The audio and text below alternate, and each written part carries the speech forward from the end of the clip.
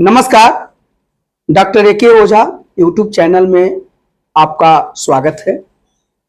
आज हम चुनावी समीक्षा करेंगे।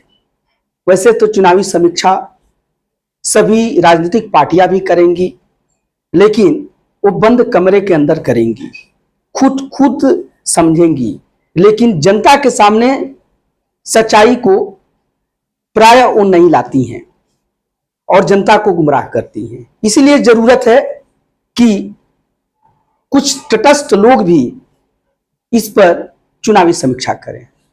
जैसा कि आप जानते हैं, 18वीं लोकसभा का गठन हो चुका है। नरेंद्र दामोदर दास मोदी तीसरी बार फिर से प्रधानमंत्री बने हैं और अपनी सरकार बनाए हैं। हालांकि इस बार उनको या उनकी पार्टी को यानी भारतीय जनता पार्टी को पूर्ण बहुमत नहीं मिला है। वो उनकी जो संख्या है 240 पर आके रुक गई है, जबकि पूर्ण बहुमत की संख्या 272 है। और जैसा कि आप जानते हैं कि लोकतंत्र में सरकार बनाना अंकों का खेल है, लेकिन एनडीए को जिन पूर्ण बहुमत मिला है, और एनडीए एक गठबंधन है, नेशनल डेमोक्रेटिक अलायंस, और यह चुनाव के पहले का गठबंधन है और इस पूरे एनडीए को पूर्ण बहुमत मिला है और इस प्रकार सरकार बनी है। अब इस बार के चुनाव में कुछ प्रमुख मुद्दे क्लियर हुए हैं जिसे कि हमें समझना है।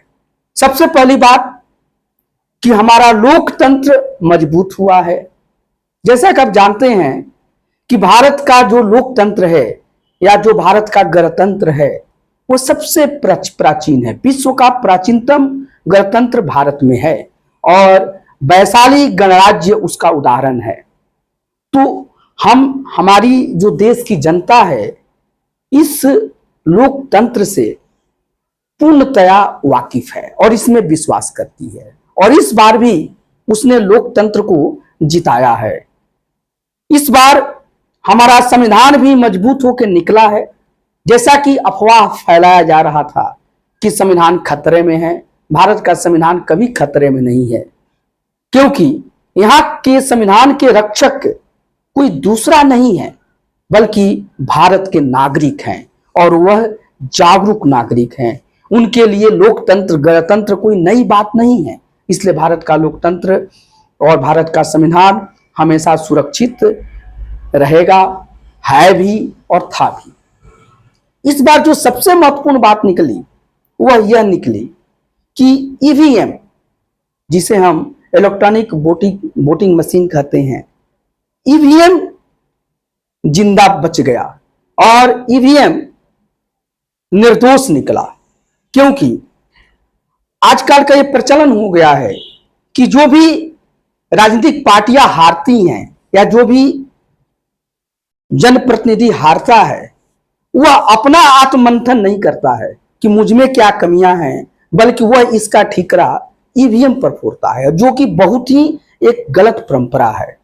ईवीएम में कुछ कमियां हो सकती हैं, तो उसको, चूंकि वो एक मशीन है, तो उसे कुशल टेक्नीशियन के मदद से और कुशल संस्था के मदद से उसे सुधारा जाए, ये एक अलग बात है। इस पर पहले भी मैं चर्चा किया था। लेकिन ईवीएम भारत जैसे विशाल देश के लिए बहुत जरूरी है। क्यों? क्योंकि भारत में सबसे पहली बार जो पूरे देश में ईवीएम का प्रयोग हुआ था वह साल था 2004, और उस समय का आंकड़ा बताता है कि ईवीएम के कारण कम से कम 1.5 लाख पेड़ कटने से बच गए। क्योंकि जब बैलेट पेपर का ईवीएम का विकल्प क्या बताया जाता है, मतदान पत्र, जब या बैलेट पेपर, जब बैलेट पेपर या मतदान पत्र बनेगा तो उसमें बहुत मात्रा में कागज लगते हैं, और अनुमान है 2004 का अनुमान था कि 8 टन 1 टन कागज लगते, और उसके लिए 1.5 लाख वृक्षों को काटना पड़ता। और आज तो भारत की जनसंख्या और बढ़ गई है, 2004 से ये 2024 है, और ईवीएम का अगर ईवीएम की जगह पर अगर मत पत्रों का प्रयोग किया जाए तो आप अनुमान लगा सकते हैं कि कितने लाख पेड़ों को काटना पड़ेगा पेपर बनाने के लिए, और यह हमारे पर्यावरण के लिए बहुत खतरा है। और आज की जो सबसे बड़ी खतरा है वो क्लाइमेट चेंज ही है। तो ये एक प्रश्न है कि ईवीएम को दोष देना बंद करना चाहिए, और ईवीएम बिल्कुल सही काम कर रहा है। अगर कहीं उसमें गड़बड़ी है तो उसे सुधार किया जाए, न कि उसे बदलने की सोचा जाए। तो ईवीएम देखिए, पहला यहां मैं डाला हूं कि ईवीएम जिंदा निकला और निर्दोष निकला। दूसरा बात, संविधान हमारा सुरक्षित है, इसमें कोई शक की बात नहीं है। लोकतंत्र मजबूत हुआ। जनप्रतिनिधियों को अपने अपने क्षेत्रों में काम करना, वो सभी को साथ लेकर चलना होगा। ये हर बार चुनाव बताता है, और इस बार भी इस बात को बताया कि जो हमारे जनप्रतिनिधि हैं उन्हें अपने क्षेत्रों में जाना होगा, उनको काम करना होगा और जनता की भरोसा को जीतना होगा। साथ ही साथ उन्हें सभी समुदायों को लेकर चलना होगा। किसी समुदाय विशेष का नेता अगर कोई बनता है तो उसकी जो दूरी है, चलने की जो दूरी है, वो बहुत दूर तक नहीं जा पाएगी और उसको औंधे मुंह गिरना पड़ेगा। और ये कई जगह बताया गया है। जैसे दो चार उदाहरण आपको हम देना चाहेंगे। एक बिहार का पूर्णिया जगह है जहां से पप्पू यादव कैंडिडेट निर्दलीय बन गए, और देखिए वहां पर राजद भी था, लालू जी की पार्टी, वहां पर बीजेपी भी थी, और ये लोग सब लोग लड़ रहे थे। कांग्रेस ने भी उनसे दरकिनार कर लिया, लेकिन वो लड़े और वो बहुमत से वहां से विजयी हुए। उसका कारण क्या था कि उनका जो कनेक्शन था वो जनता से था, वो जनता से अपने को कनेक्ट किए हुए थे, और इसलिए सभी को मानना चाहिए कि इस बल पर वो जीत गए। तो ये भी इस चुनाव ने बताया कि आपको जनता से कनेक्ट करना होगा। एक और हमने उदाहरण आपके सामने मैं पेश करना चाहूंगा, लोकसभा का सीट बलिया से। बलिया का जो लोकसभा सीट है वहां से कांग्रेस के उम्मीदवार और सपा समर्थित सनातन पांडे जी खड़ा हुए थे, और वो सनातन पांडे कांग्रेस और सपा समर्थित उम्मीदवार थे, और उन्होंने वहां बीजेपी को हराया। बीजेपी को किसको हराया? वो पूर्व प्रधानमंत्री चंद्रशेखर जी के लड़के नीरज शेखर को। तो और पिछले बार, इसके पहले जो लोकसभा का चुनाव हुआ था उसमें भी वो बहुत मार्जिन मत से हारे थे। वहां क्या कारण था कि वहां की जो जनता थी या एक समुदाय विशेष जो था उनसे रुष्ट था, और जिसका खमियाजा निकलना पड़ा।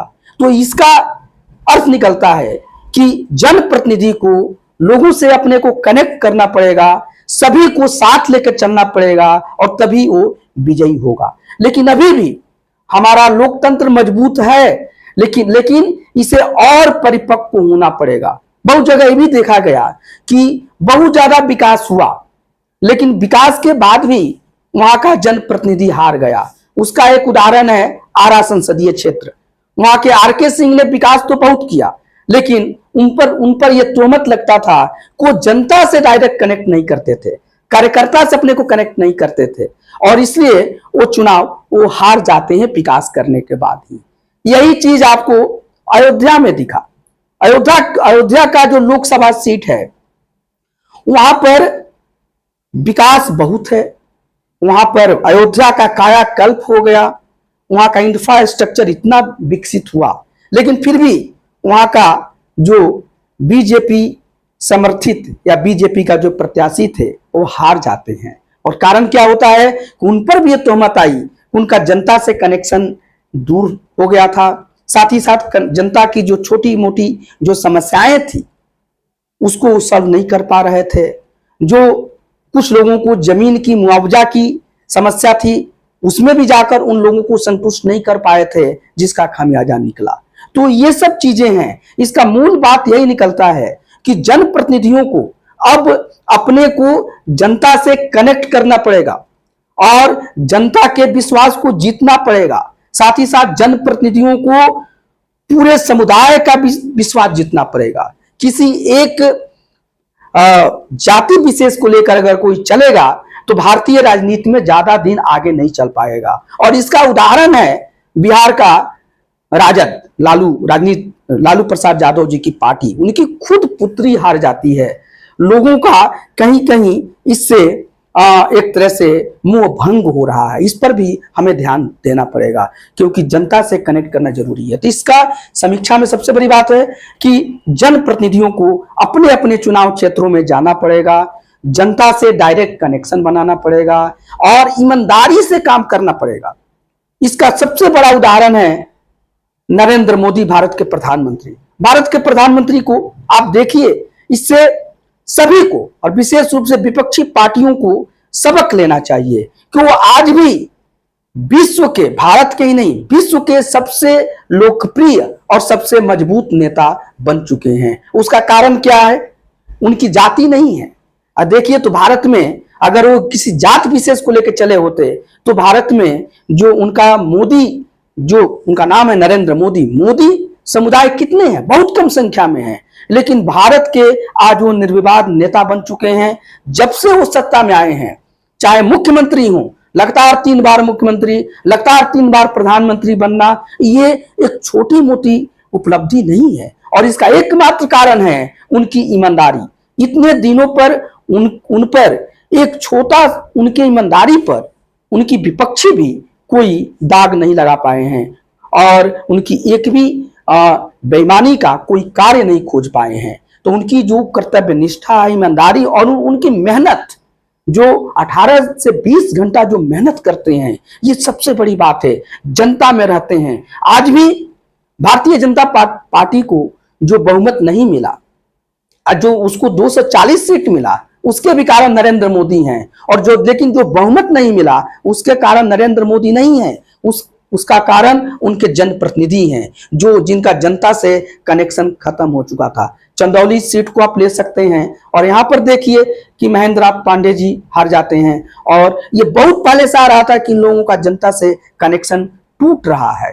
तो ये एक बहुत बड़ी इसमें सबक है कि जनप्रतिनिधियों को ईमानदार होना पड़ेगा, सभी के सुख दुख को समझना पड़ेगा, किसी जात विशेष को लेकर नहीं चलना होगा क्योंकि उनकी दूरी बहुत ज्यादा दूर तक नहीं जाने वाली है। तो ये इस चुनाव का एक सबक है। साथ ही साथ ये भी देखना है कि जनता बहुत जागरूक है, लेकिन फिर भी जनता को अफवाहों से बचना होगा क्योंकि राजनीतिक पार्टियां, पॉलिटिकल पार्टियां अभी भी अफवाह फैलाने में पीछे नहीं रहती हैं। जैसे संविधान खतरा में है, जैसे ईवीएम है, चुनाव आयोग है, और ये तमाम तरह के जो अफवाह फैलाती हैं और इससे जनता भ्रमित होती है और इससे बचना होगा। या अभी हमारे यहाँ के जो राहुल गांधी हैं, उनका हम चर्चा करना चाहेंगे क्योंकि ये उनकी उपलब्धि है। आज वो मोदी विरोध का एक प्रतीक बन गए हैं, सिंबल बन गए हैं। जिसको भी मोदी पसंद नहीं है वो राहुल गांधी के पक्ष में जा रहा है। और क्योंकि हमेशा सत्ता पक्ष के विरुद्ध भी बहुत जनमत होते हैं और इसलिए उनकी जो सीट है, उनकी जो संख्या है कांग्रेस की, वो 52 से बढ़कर 99 पर पहुंच गई। तो इसके लिए राहुल गांधी का जो मेहनत है या उनकी भारत यात्रा है उसको श्रेय दिया जा सकता है। लेकिन राहुल गांधी आज भी अपरिपक्व जो नेतृत्व कर रहे हैं, जिसमें कि खटाखट, फटाफट, सटासट पैसे आएंगे और इससे हमारी भोली भाली जनता बहुत गुमराह होती है। और चुनाव के बाद ही आपने देखा कि किसी समुदाय विशेष की महिलाएं या लोग कांग्रेस कार्यालय पहुंच जाते हैं और उनसे ऐसा वादा किया गया था या फॉर्म भरवाया जा रहा था कि आपको पर मंथ 8500 रुपए आएंगे, और ये राहुल गांधी बार बार ये बात बोलते हैं। तो ये सब चीज नहीं करना होगा। उनकी मेहनत को तारीफ करनी चाहिए और होनी भी चाहिए। और लोकतंत्र में मजबूत विपक्ष की बहुत बड़ी भूमिका है। इस बार यह भी एक बात आया कि पहली बार बहुत दिनों के बाद कांग्रेस संवैधानिक तौर पर लोकसभा में उस विपक्ष की नेता बनेगी। ये बहुत बड़ी बात है। और लेकिन कांग्रेस से ये अपेक्षा की जाएगी वो सकारात्मक भूमिका निभाए, सरकार की एक एक कमियों की वो उजागर करे और इस तरीके से देश विकास में आगे बढ़े। क्योंकि देश के विकास में या किसी भी राष्ट्र के विकास में जितना सत्ता पक्ष का योगदान है उतना ही योगदान आपका विपक्ष का भी होता है। तो विपक्ष को सकारात्मक भूमिका निभानी चाहिए और यह चुनाव उनको बता रहा है, विपक्ष को भी ताकत दिया है। ये भी एक बहुत खूबसूरत बात है कि आप सकारात्मक भूमिका निभाइए और निभाकर अगर सत्ता पक्ष की कमियों को आप उजागर कीजिए और आवाज उठाइए, जनता में जाइए, लेकिन अफवाह मत फैलाइए, ये अच्छी बात नहीं है। और इसके साथ ही साथ आप ये देखिए कि कांग्रेस में मैंने चर्चा किया हूं कि विपक्ष की दर्जा मिली है, इसका बहुत बड़ा उपलब्धि है। और नरेंद्र मोदी भारत के साथ साथ विश्व के सर्वाधिक विश्वसनीय और लोकप्रिय नेता स्थापित हो चुके हैं, ये भी इसका एक निहितार्थ है। और इसका एकमात्र कारण है जिससे सभी जनप्रतिनिधियों को और सभी विपक्षी पार्टियों को अब ईर्ष्या छोड़कर इससे सबक लेना चाहिए कि आप ईमानदार बनिए, मेहनत कीजिए और जनता से अपने को कनेक्ट कीजिए। तो इसका एक हुआ। देखिए अभी बंगाल की बात है, वहां सभी विपक्ष का जो है या भारतीय जनता पार्टी ने अपनी पूरी ताकत लगा दी, लेकिन वहां भी ममता बनर्जी एक अडिग चट्टान की तरह खड़ी रही। तो उसका भी कारण है वो जनता से अपने को कनेक्ट करती है। तो जो भी यहाँ पर नेता या जो भी राजनीतिक पार्टी जनता से कनेक्ट कर रही है वो बच रही है। हाँ, कुछ चीज यहाँ पर आया है जिस पर हमें विचार करना चाहिए। जैसे कि हमें लग रहा है कि हमारा लोकतंत्र बहुत मजबूत है, लेकिन उतना परिपक्व नहीं है। बहुत जगह हमने देखा कि बहुत योग्य कैंडिडेट भी हार रहे हैं और अभी जनता को डिसीजन लेना होगा कि नहीं, उस पर भी विचार किया जाए। बहुत जगह हमने देखा कि योग्यतम कैंडिडेट है, एक तमिलनाडु में अन्नामलाई हैं, एक आईपीएस से उससे रिजाइन करके आए हैं, योग्य व्यक्ति हैं, ऐसे लोगों को जीतना चाहिए। लेकिन खैर अभी उनका इसका मतलब ये हुआ कि योग्य होना ही काफी नहीं है, अभी जनता के विश्वास को जीतना होगा, जनता से कनेक्ट करना होगा, जो कि वो शायद अभी नहीं कर पाए हैं और इस दिशा में उनको मेहनत करनी चाहिए। इस बार यह भी देखा गया कि बहुत ही अच्छे युवा नेता भी यहाँ पर आए हैं जीतकर और उनका समर्थन होना चाहिए। जैसे आपने देखा कि अभी जो सीट है और वहां पर एक मुस्लिम महिला जीती हैं और इकरा उनका नाम है, इकरा हुसैन, और वह पढ़ी लिखी महिला हैं और जीती हैं। चुनाव के बाद उनका स्टेटमेंट जो आया वो सभी को प्रिय आया, जिसमें वो बोलती हैं कि चुनाव खत्म हुआ, पहले भी हम लोगों का मत का भेद था, विचारधारा का भेद था, हमारा अंतर था, लेकिन हमारा मनभेद नहीं है और आज हम जीते हैं तो हम सभी के लिए काम करेंगे। इस तरह का स्टेटमेंट बहुत ही स्वागत योग्य है। तो ऐसे इस चुनाव के यही निहितार्थ निकले हैं कि सबसे पहला कि हमारा ईवीएम बिल्कुल अच्छा है, कुछ कमियां हों तो समय समय पर उसको सुधारा जाए। दूसरी इसकी समीक्षा है कि हमारा लोकतंत्र भी मजबूत है, हमारे देश की जनता को लोकतंत्र में विश्वास है, लेकिन अभी उसे और परिपक्व होना चाहिए, जिसके लिए हमारे जनता को परिपक्व करने में हमारे देश के जनप्रतिनिधियों का भी योगदान होना चाहिए। उन्हें गलत अफवाह नहीं फैलाना चाहिए, तथ्यात्मक बात करनी चाहिए और उससे राजनीति होनी चाहिए। आज ये देश की जो सरकार बनी, हमें लगता है कि सबसे खूबसूरत सरकार है। और क्योंकि सत्ता पक्ष की जिम्मेदारी तो देश को बढ़ाने की ही है। उसको तीसरी बार नरेंद्र मोदी को प्रधानमंत्री बनाया गया है और वो देश को आगे ले जाएं, विकसित भारत की सपना जो कह रहे हैं उसे आगे ले जाएं। साथ ही साथ भारत को जो तीसरी अर्थव्यवस्था बनाना चाहते हैं, जनता ने कहा कि नहीं ठीक है, आप इसको तीसरी अर्थव्यवस्था बनाइए, लेकिन साथ साथ विपक्ष को भी मजबूत कर दिया कि विपक्ष भी अपनी सकारात्मक भूमिका निभाए। एक और इसका निहितार्थ है, ये नरेंद्र मोदी जी के लिए एक चुनौती है, क्योंकि ये कहा जाता है कि जब भी वो सरकार चलाए हैं बहुमत की सरकार चलाए हैं और इस बार उनको सर्वमत की सरकार चलाना है और ये उनके लिए चुनौती है। हालांकि उन्होंने अपने चुनौती को स्वीकार भी किया है, लेकिन अब समय बताएगा कि इस पर कितने खरे उतरते हैं और सभी लोगों को एक साथ लेकर कैसे चलते हैं। और हमारी शुभकामना सत्ता पक्ष को भी है और विपक्ष को भी है। किस चीज के लिए? सकारात्मक काम के लिए, राष्ट्र हित के कार्य के लिए, और दोनों मिलकर काम करें और भारत को आगे बढ़ाएं। जय भारत माता।